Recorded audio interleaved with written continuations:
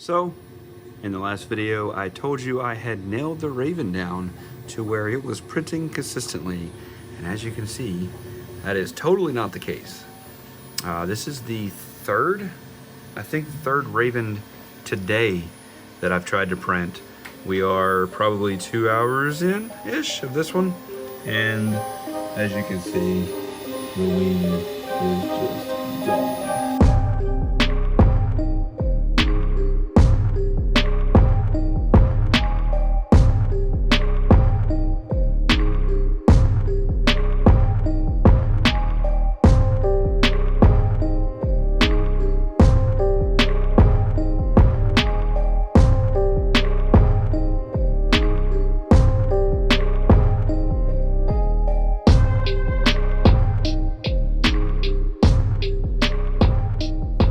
So just a quick update, it's Thursday.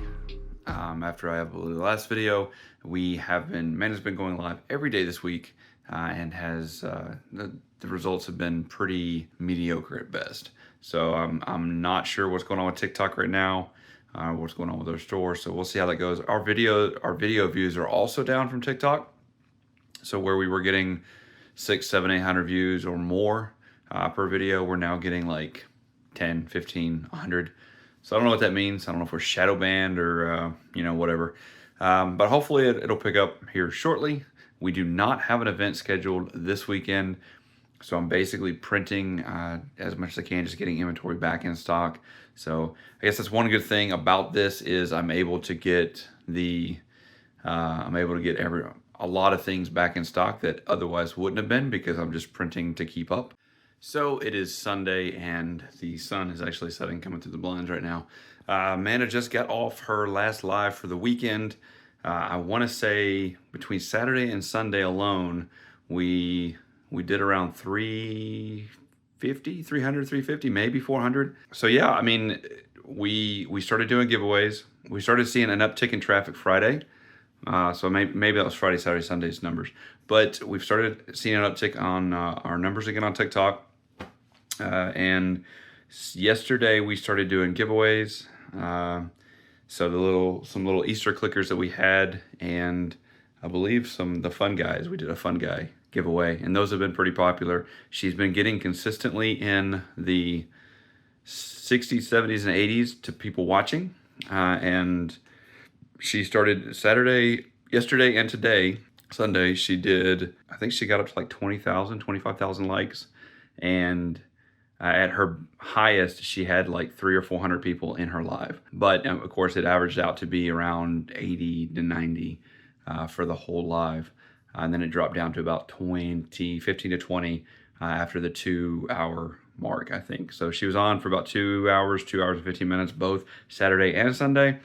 And we've been getting a huge following on TikTok now. So we're approaching 3,000 followers on TikTok. So that's cool. Looks like maybe TikTok's turning around for us. The good news was it gave me some time to stock up on some of our flexies. The bad news is most of that is gone now. So luckily we don't have an event. We didn't have an event this weekend, and we won't have an event next weekend, but I think the weekend after we do. So after this video uploads, I think it'll be another weekend that we'll have a free weekend in between. So I've still got some time to get some things in stock. We have the 5 printers now, but I still feel like I am vastly behind where I need to be as far as printing things. So we're really starting to see what's popular, what's not popular for us. And so that's awesome. And it's very interesting because, I get asked all the time, what's your best product? What's popular for you? And then somebody will try to go out and copy that. And it's weird because I've seen like things that are popular for other people aren't popular for us, right? So it's very interesting to see that. So I mean, if flexies are very popular for us, flexies and our birds, and they may not be popular for you if you're just starting out or whatever. So it's always good to have an idea, like just get in the market, test, push out products, and see what's going to trend for you, because things that are trending for other people aren't always our best product. So, and sometimes they flop. So yeah, some interesting things. So hopefully we're back. Good morning. It is Monday. We are here at the post office. I had to upgrade my Mary Poppins bag. What you can't tell is that those are stacked 2 and 3 deep. And I also have more packages in my Mary Poppins bag. So we're gonna go drop those off at the post office. It is raining. It is a nasty Monday, but guess what? This makes me happy. I love dropping off all of these packages, and I might have to get a carrier bag. Who knows? So hopefully you guys can see this. Disregard the mess because these A1s just spit out plastic everywhere, and I just haven't got around to cleaning it up. But so as you can see, I've got the raccoons, 2 raccoons. I printed 2 a couple days ago, and I only could use 1 because the same thing happened. And then the other one was in our shop for, I put it online for like 5 minutes and it was gone. Man, it's holding on our live. But this is starting to be an issue, and I don't know, this whole area right here of the bed, for whatever reason, gives me problems, especially up in these 2, like this area. So I guess I'm gonna have to bring the raccoon down or just put it on a different printer. So this is the printer that had the issue with the loose nozzle, and I've gotten all the loose nozzle fixed. I've changed nozzles, so it's got a brand new nozzle. Well, kind of a brand new. It's probably what 60, well, probably more than that, 100, 200 hours on it now, probably, since they are running pretty much nonstop. But I've got a new nozzle on it. It's tight, and everything else is looking great on it. Everything in the bed is looking great on it, except for this one area, and it never fails. No matter what I put up there, it has issues. I had some clickers I was doing that they touched the top right of the bed, and it was just gone. Some Duck Minis that also didn't print well up there. So I don't know what the deal is. I guess I'm gonna have to scour the wiki to see what I can do. I've calibrated it. I've auto leveled it. Cleaned the the plate. The plate's clean. Like I cleaned it right before this print. So, and I don't know what it is. None of the other printers have this problem. Who knows? So we've gotten a few questions on how we price things, and it's taken me some time to kind of get to where I'm comfortable just spitting out a number to Amanda to put on the shop, right? So I've gotten pretty good at it though, because I'm literally using Bamboo Labs, Bamboo Studio software to calculate that price, or at least help me calculate that price. When you slice the actual file and you go to the filament part of your usage, your flush, all that, it'll tell you the price, the approximate price that it will cost to print that piece. It's not exact, but I use that number and then I'll multiply it by 0.4. And that'll give me basically a rough estimate of what the price should be, or around that point, to make it to where we are making 60% profit margins. And so that's kind of what I do. And just to give you an idea, and sometimes this works out, sometimes it doesn't, right? Yeah, so this guy is pretty huge. That's what she said. And he is $28 in our shop right now. He is about, I think I put him at 32 and then marked him down to 28 just in case I want to raise prices later. If he's not working, if he sells a lot and I'm like, you know what, I think I can raise the price, or I feel like it's too low, I'll raise the price. And a lot of times, and I do that the other way too, right? If I price it too high, then I can come down and bring it down a little bit to move it. But I refuse to do the whole race to the bottom where I just price cheap, and then either price cheap and raise it up, or just price it cheap compared to what other people are doing. I started off with our Highland, our Jumbo Highland, and I marked him at 27 because there was another business that also had a similar product at 27. So I was like, you know what? 27 sounds like a good price. And ended up putting the lobster and bucket at 27. We sold a few, but we didn't sell that many. And then I had to figure out how to do that in the software. And I brought the lobster price and the lobster and bucket price down to 24. And we've been selling them, not like crazy, but we've been selling a good majority of them. To give you an idea, I don't have the jumbo because coincidentally we sold out of it. But this guy, he is 18. As you can see, he's smaller than the grizzly bear, but he's 18 because of all the color changes. And we print the head separately, but all of his color changes. So he's got white, black, and brown in him. And then of course, I think it's gray in the ears and eyes. And so the jumbo one that we do is about double his size, if not double and a half. And he goes, that Clydesdale goes for $36, and they sell. So I mean, it's all depends on your target, your target audience, what you're willing to price things at. But I'm of the opinion that I am making these things. I'm putting my time and the printer's time, my time and material into this product. I don't ship out garbage products, right? I make sure they look good. They're cleaned up. They don't have strings everywhere when I ship them out. They don't, I mean, you can see the layer lines on them because it's 3D printed stuff. But, if they have a defect, they don't go out. And so I have high standards for my products.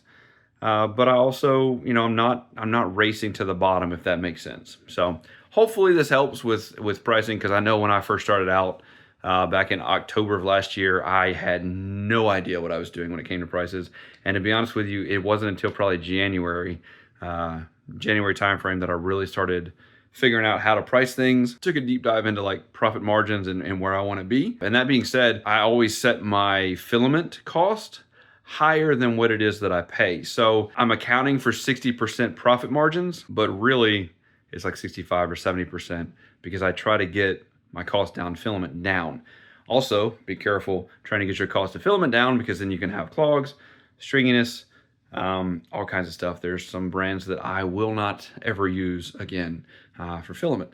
But that being said, I also figured out what brands I need to buy, what brands I don't need to buy, right? So it's all a learning curve. It's all part of it. And it depends on your market. It depends on your target audience, right? Our online audience is different from our market audience, in-person audience, right? And it's weird because online we'll sell flexies all day long, like these huge jumbos, these huge things. We'll sell them all day long online. But at events, our biggest seller is the egg and minis. It goes to show you, like, what I'm doing, what me and Amanda are doing is going to be totally different, most likely, from what you're doing, because whoever it is that your audience, whatever audience you bring in, whatever your target audience is what you need to focus on and where you need to price at, if that makes sense. Hopefully that made sense. I don't know. And one more thing I am going to be looking at in the next month or two, exploring other options on our pricing. Those options take into account how long it takes to print the item, what the cost of filament is for the item, how much filament it is, how much filament it uses, and also how much it flushes out. So a lot of those factors that are going to go into it. So I'm going to try to really fine tune my pricing to where, one, we stay competitive, and it may be that we have a bit higher. Well, I already know we have higher prices than a lot of the online shops that are out there doing 3D stuff. So, and I'm okay with that, because at the end of the day, and I'm not saying their product's bad, but at the end of the day, my product is going to look the best that it can look. My product is going to, I stand behind my product. So this just happened on the P1S. The tool head, front of the tool head just popped off because, well, magnets. I don't know who thought that was a great idea. But yeah, so I got to figure out where this plug goes and pop that back on and restart the print. We were almost done with our wolf. Almost. Hopefully it starts back where it needs to. So it looks like that's the actual culprit. So I let the poop fill up, apparently, even though that's not really working that great. So I need to find a better solution for the poop basket tray. I don't know. So I'm looking at the Cobra 1S now, and it's looking pretty good. But the issue I'm having is over here. See if I can get it.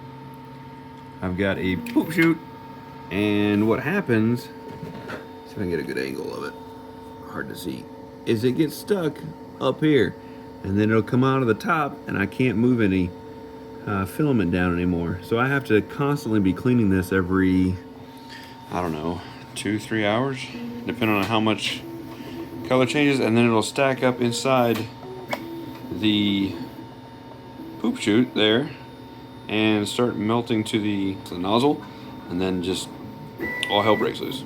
Also having the same problem with the P1S. However, I have made a chute to where it just falls in, and I've got a bucket of filament, or like a little tote that catches it, like that. But a lot of times, sometimes it's been getting caught up here and backing up into the machine as well. So I'm having the same issue. I'm really thinking about starting a conveyor belt project to get these cleaned up, because overnight it just seems to get worse and worse and worse. And I've woken up twice now this week to failed prints, or it just stopping and the tool head being off because it can't keep going anywhere. So what I'm thinking I'm gonna do is print out the conveyor belt parts. I've got to get a few things, motors and whatnot, from Amazon, and I'm gonna see if I can make a conveyor belt for the back of the two printers. I've seen a few on a Maker World. I'm looking at them. I may go with one of their designs, see if I can make it maybe longer to accommodate both printers.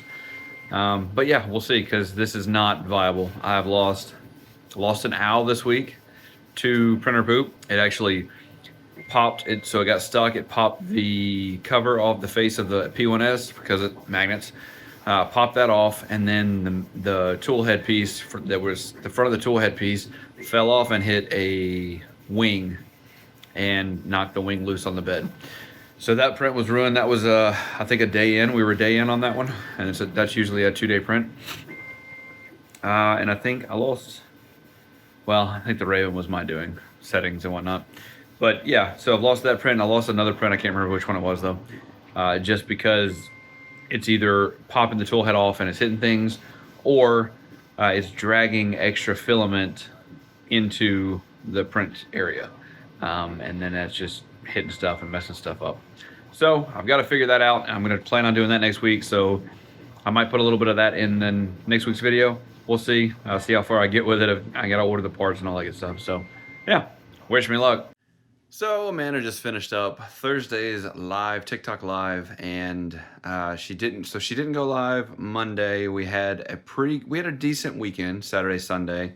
And then Monday she didn't go live, and so Tuesday, Wednesday, and Thursday she's gone live, and we've been growing, following pretty consistently on TikTok, going live. So it looks like TikTok is back finally, and we have, I guess it's been around, I think $60 to $70 this live, and probably close to $70 or $80 yesterday's live, and I think Tuesday we actually hit like $150 on the live. So not as good as what we were doing on previous lives, like 2 or 3 weeks ago, but it is a sign that we are back. We're also doing a lot more giveaways, so her numbers are through the roof as far as what they were. So today she was averaging probably 30 or 40. I think either Tuesday or yesterday, we hit 400 people on the live at one time, which, yeah, I mean, it depends. That's not as crazy.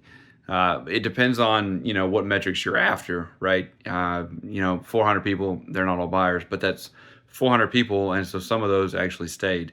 And so some of them turned into buyers and whatnot. So I think we're doing pretty well. We don't have an event this weekend. We do have an event we actually have 2 events next weekend. So we have a Friday event in like 2 cities over. So about an hour and a half drive from us. And then it's supposed to be their first Fridays. So I guess first of the month, every Friday they have they shut down the square, and they go and they have shops set up. And so I think we are one of 2 or one of 3 3D print shops that'll be there. So I don't think we have the same items, so that's good. But yeah, we'll see how it goes. And then Saturday we actually have an event right next to us, like probably 15 minutes from the house. So that'll be good. That makes the Friday event a lot easier, because we're not having to drive an hour and a half back and then drive an hour or 2, get up super early in the morning Saturday. So yeah, I'm looking forward to next weekend. I am running low on jumbos again, so we've got our minis kind of stocked back up for the most part. And so I'm working on getting our jumbos back in stock. I feel like it's a juggling act just between the jumbos and minis. And then you had dragons in the mix, and it's like, I don't know. We have been getting a lot more requests on the lives for dragons, but I've noticed, and we've noticed this a while back, that in the minute Amanda starts showing dragons, we start losing people. So I think just as a pulse, I think the or a general pulse, I guess. Most people are just over the dragons, right? So, and I think that's why the flexies are doing well for us right now, and I'm sure that'll change in the future. But yeah, so good live. And tomorrow I think she's gonna do another live. I think she's gonna do them one Friday, Saturday, and Sunday. She may do 2 Saturdays. She did 2 last Saturday, and they worked out pretty well. So we'll see how they go. I think that's gonna do it for this video. This is probably a pretty short video, but hopefully, you know, you got the pricing stuff in, and we're starting to turn things up with TikTok again. If you like this kind of content, make sure to subscribe to the YouTube channel. And if you like the video, give us a thumbs up. It helps us with the YouTube algorithm, and we really appreciate it. See you next video.